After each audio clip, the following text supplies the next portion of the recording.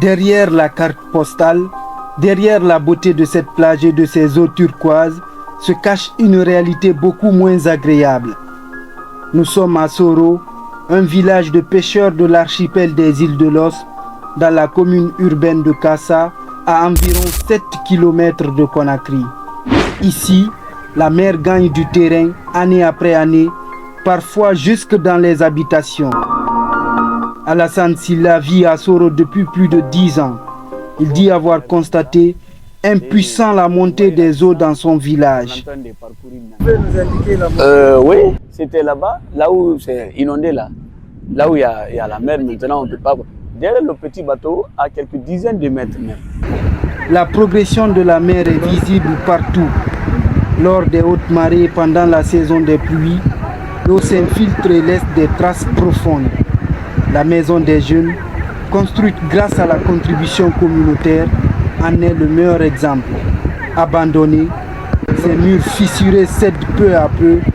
Elle pourrait être engloutie dans quelques années.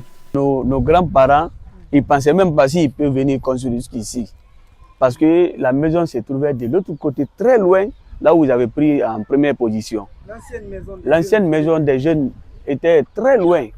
Si c'est la saison des pluies, l'eau peut venir toucher toute la surface que vous voyez comme ça là. Ça peut toucher et puis l'eau peut rentrer dedans. Plus inquiétant encore, les habitations situées à plusieurs dizaines de mètres du rivage commencent, elles aussi, à être touchées. Comme cette maison juste derrière le centre des jeunes.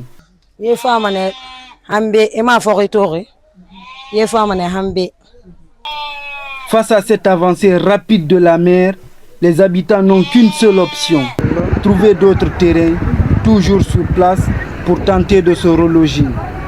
Bon, quand l'eau pousse, ça nous inonde et puis nous aussi on cherche à avoir encore d'autres terrains pour sauver la vie. À Soro, le seul moyen de lutter contre la montée des eaux, c'est cette vieille épave qui a été déposée devant ce petit village de pêcheurs. Professeur Kandé, océanographe, explique cette montée des eaux par la présence de la houle sur les côtes guinéennes.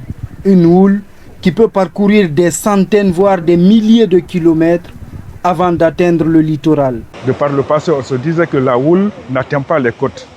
Mais actuellement, je vous assure, cette houle-là est renforcée même à 200 mètres ou à 300 mètres de nos côtes pour former la vague et déferler violemment sur nos côtes. Soro, village paisible et très prisé des touristes, risque de disparaître, à moins que des mesures ne soient prises pour freiner l'érosion et protéger cette communauté insulaire.